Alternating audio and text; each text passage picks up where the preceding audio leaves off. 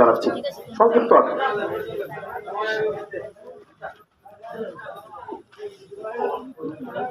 আউযু বিল্লাহি মিনাশ শাইতানির রাজিম। বিসমিল্লাহির রহমানির রহিম। মরিচারচর এলাকার বিভিন্ন ব্যবসায়ী এবং যুবক ভাইদের উদ্যোগে বৈষম্য বিরোধী ছাত্র আন্দোলনে নিহত শহীদদের স্মরণে আজকে এই মিলাদ মাহফিল অনুষ্ঠানে উপস্থিত আছেন জাতির শ্রেষ্ঠ সন্তান, জাতি সবসময় যার কাছে মাথা নত করে রাখে সেই মুক্তিযোদ্ধা নোমান ভাই। উপস্থিত আছেন অত্রবাজারের সম্মানিত সভাপতি সম্পাদক। উপস্থিত আছেন আমার প্রাণপ্রিয় এলাকা মরিচারচরের বিভিন্ন মুরব্বীবৃন্দ আছেন, আমাদের আজাদ স্যার সহ, নাম বললে অনেক সময় নিবে। উপস্থিত যুবক ভাইয়েরা, সবার প্রতি সালাম, আসসালামু আলাইকুম ওয়া রাহমাতুল্লাহ। আমি সর্বপ্রথমেই কৃতজ্ঞতা প্রকাশ করছি আমার মমত্ব ভাই শাকিল যে বলতেছিল একটা দোকানে বসে, কাপড়ের দোকানে বসে এই চিন্তাটা শুরু হয়ে আজকে যে জিনিসটা মিলাদ মাহফিল অনুষ্ঠান শুরু হয়েছে, যারা এটার পিছনে সহযোগিতা করেছেন তাদের প্রতি কৃতজ্ঞতা জানিয়ে আমি আমার সংক্ষিপ্ত বক্তব্য শুরু করছি। আসলে আপনারা জানেন যে আমাদের দেশটা 1971 সালে স্বাধীন হয়েছিল। আমি সেই 71 দেখিনি, কিন্তু এই 2024 সাল দেখেছি যে এই যে আন্দোলন, এটা কোনো দলীয় রাজনৈতিক ব্যক্তিদের আন্দোলন না, এটা একমাত্র ছাত্র এবং ছাত্রর পিতা মানে অভিভাবক, ছাত্র এবং অভিভাবকরা মিলে আজকে যে বিজয় এনেছে। আমরা 71-এর স্বাধীনতার স্বাদ পাইনি, কিন্তু এই বিজয়ের স্বাদ পেয়েছি একমাত্র ছাত্র এবং যুবকদের অভিভাবকদের দ্বারা।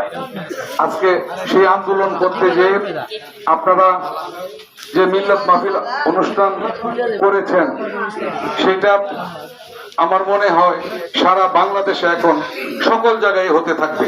আমি গর্বিত যে আমার এই মরিচারচর গ্রামের মানুষ, আমরা সবাই মিলেমিশে আজকে যে অনুষ্ঠানটা হচ্ছে, এটা আগে আর কোথাও কখনো হয় নাই।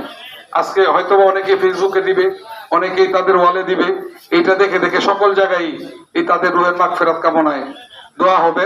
এবং আমরা সৃষ্টিকর্তার কাছে কায়েম অনুবাদকে দোয়া করব যাতে রাব্বুল আলামিন এই শহীদদের জান্নাতুল ফেরদৌস নসিব করে।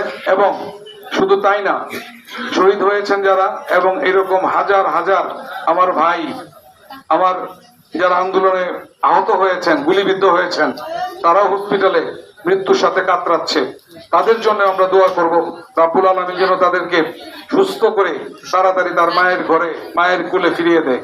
আপনারা জানেন এই যুদ্ধকালীন সময়ে আমাদের ঈশ্বরগঞ্জে 2 জন শহীদ হয়েছেন। একজন 18 বাড়ির, তিনি পুলিশ ইন্সপেক্টর ছিলেন, ওসিজে। তারপরে আরেকটা হচ্ছে মাইজবাগের মতিন ভাইয়ের ছেলে, এবং 6 জন গুলিবিদ্ধ হয়েছে আমাদের ঈশ্বরগঞ্জে। আমরা যারা ঈশ্বরগঞ্জ উপজেলাবাসী আছি, আমরা সবাই আমাদের এলাকার যারা আছে তাদের জন্য দোয়া করব। যারা সারা বাংলাদেশে ছড়িয়ে ছিটিয়ে যারা আহত হয়েছেন, নিহত হয়েছেন, সবার প্রতি দোয়া করব। আমি আমার বক্তব্য তাদের প্রতি দোয়া রেখে শেষ করছি। সবাই ভালো থাকবেন, সুস্থ থাকবেন, এবং যারা আজকে এই মিলাদ মাহফিলের অনুষ্ঠানটি আয়োজন করেছেন তাদের প্রতি কৃতজ্ঞতা জানাই। আসসালামু আলাইকুম রহমতুল্লাহ। ধন্যবাদ জনাব ফেরদৌস কুরাইশি টিটু সংক্ষিপ্ত বক্তব্য রাখার জন্য।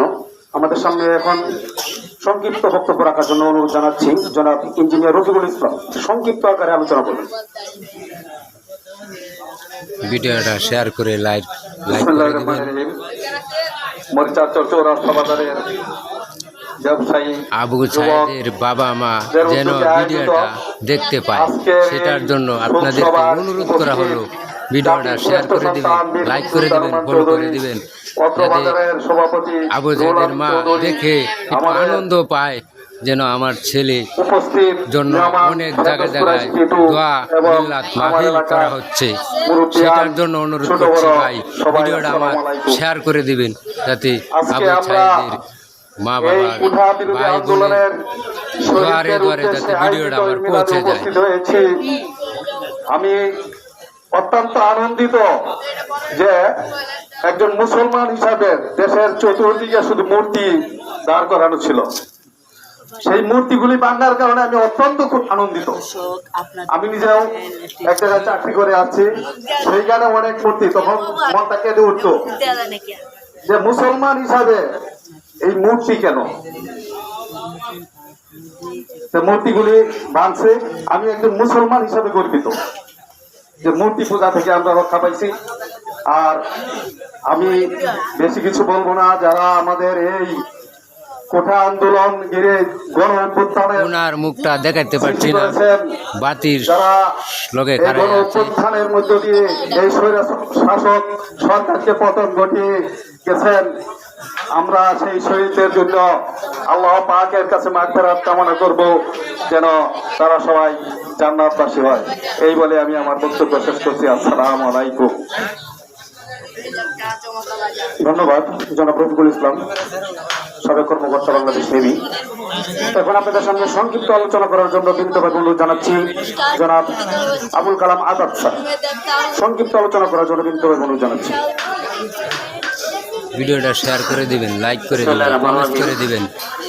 আবু সাইদের যদি আপনাদের দরদ থাকে, যদি মায়া থাকে, কোঠাবেড়ি আন্দোলনের শহীদদের স্মরণে দোয়া মাহফিল আয়োজিত ভিডিওটা যে শেয়ার না করবেন, লাইক না করবেন, এলাকার মুরব্বিয়ান, আমি জানবো যে আবু সাইদের দিকে আপনাদের কিছু দয়া মায়া নাই।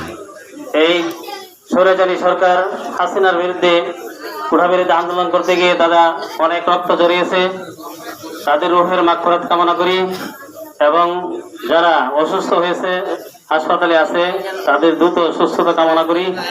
এবং এই আমি 1971 সালের সংগ্রাম দেখি নাই। 1971 সালে 16ই ডিসেম্বর আমার জন্ম, যেদিন বাংলাদেশ বিজয় অর্জন করেছিল। কিন্তু আজকে আমরা আবার নতুন স্বাধীনতা অর্জন করেছি, যার মুখেই শোনা যায় যে বাংলাদেশ একটা পরাধীন রাষ্ট্র ছিল। প্রায় 16 বছর এই স্বৈরাচারী সরকার এক না একদন্ত কায়েম করেছিল। বিরোধী দলদের কোনো কথা, গণতন্ত্র শুধু মুখেই ছিল। তারা রাতের আধারে ভোট, যে জনগণের ভোট অধিকার ছিনিয়ে নিয়েছিল। আজকে সেই ছাত্ররা তারা বিভিন্ন সংগ্রামের মাধ্যমে তারা সেই ভোটের অধিকার বাংলার জনগণকে ফিরিয়ে দিয়েছে। আমি সেই শহীদদের